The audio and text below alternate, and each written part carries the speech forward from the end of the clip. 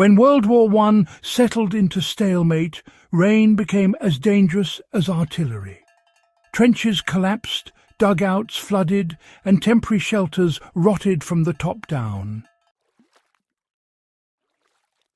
Soldiers quickly learned that staying dry was not a matter of comfort, but survival. Wet uniforms led to trench foot, respiratory illness, and exhaustion. Yet, in the middle of this mud-soaked war, a particular type of roof cloth quietly proved its worth. Long before modern synthetics, armies relied on treated fabric roofs that resisted rain for months under constant exposure. Understanding how this cloth worked, why it succeeded where ordinary canvas failed, and how it was applied in the field, reveals a forgotten chapter of wartime material science that still matters today. Why did ordinary canvas fail almost immediately in trench warfare? Well, standard canvas absorbed water. Once it became saturated, it sagged, pooled rain, and eventually leaked. In static trench systems, roofs made from untreated fabric basically became sponges that trap moisture overhead. Constant dampness encouraged mould, weakened the fibres, and caused seams to fail. Soldiers actually reported dugout ceilings dripping continuously, even after the rainfall had stopped. The problem wasn't really the intensity of the rain, but rather the prolonged exposure.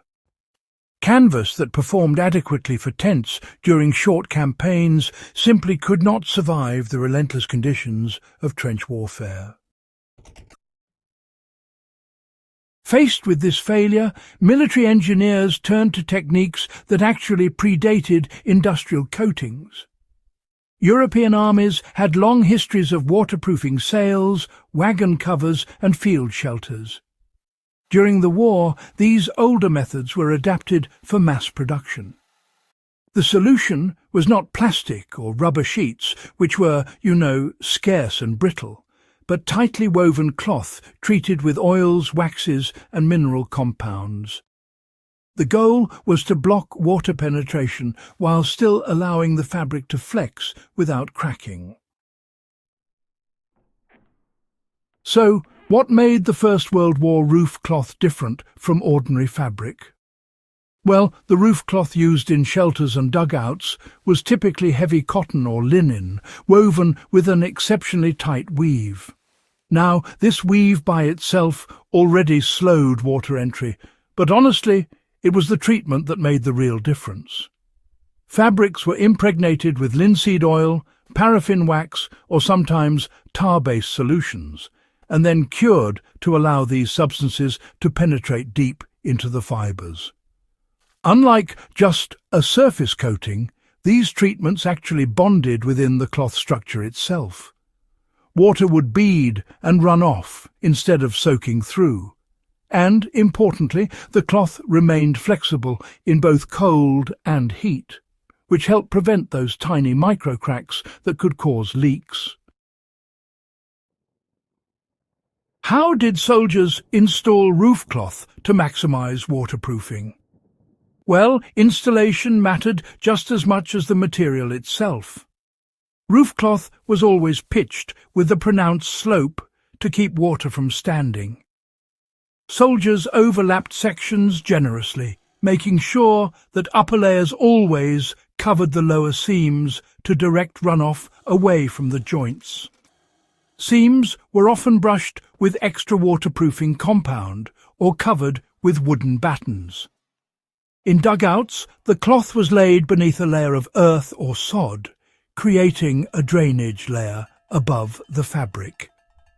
This combination really turned rain into a managed flow rather than a direct threat. So, why did this cloth survive months of constant rain? The strength of First World War roof cloth lay in its resistance to saturation. Because water never fully penetrated the fibres, the cloth didn't gain significant weight. This prevented sagging and seam stress. And, the oil-treated fibres also resisted rot and mildew, which was absolutely critical in those damp environments. Field reports describe shelters remaining dry through entire seasons, even when surrounding trenches were knee-deep in water. When maintenance was required, reapplication of oil or wax restored waterproofing without replacing the fabric. How this technology compared to rubberized alternatives. Rubberized fabrics existed during the First World War, but they were expensive, heavy, and prone to cracking under temperature changes. Once cracked, they failed catastrophically. The treated cloth roofs, by contrast, degraded gradually. Even when partially worn, they continued shedding water. This reliability made them ideal for semi-permanent structures. Armies favoured them not because they were perfect, but because they were predictable and repairable in the field. Now let's talk about how modern survivalists can actually apply these same principles. You see, modern canvas tarps can be treated using wax or oil-based compounds, which honestly can dramatically improve waterproofing. The key steps are using tightly woven fabric, applying the treatment evenly, and then allowing full curing time. Don't rush that bit. Roof pitch, as always, remains absolutely critical. No waterproofing method will succeed if water is allowed to pool. That's just a fact. Overlapping seams, protecting the stitching, and even adding sacrificial layers above the cloth, well, all of these can extend the service life of your shelter. These methods, by the way, are particularly useful for long-term camps, historical reenactment shelters, or off-grid structures where synthetic materials might fail or degrade over time.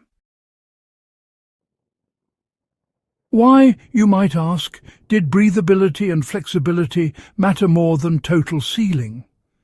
Well, one reason the First World War roof cloth truly succeeded was that it struck this careful balance between waterproofing and breathability.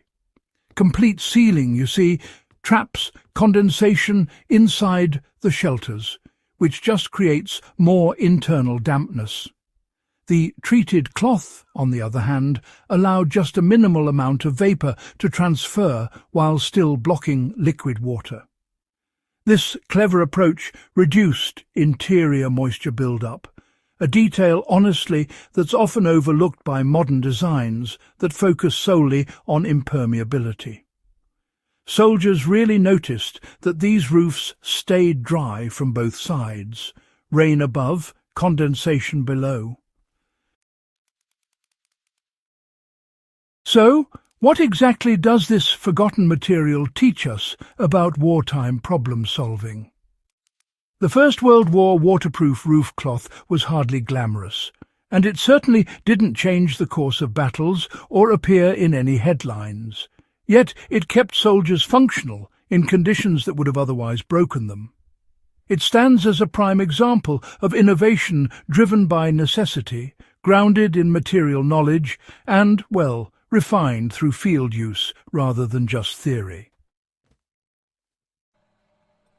Its success, quite simply, reminds us that effective solutions often come from improving what already exists, not replacing it entirely.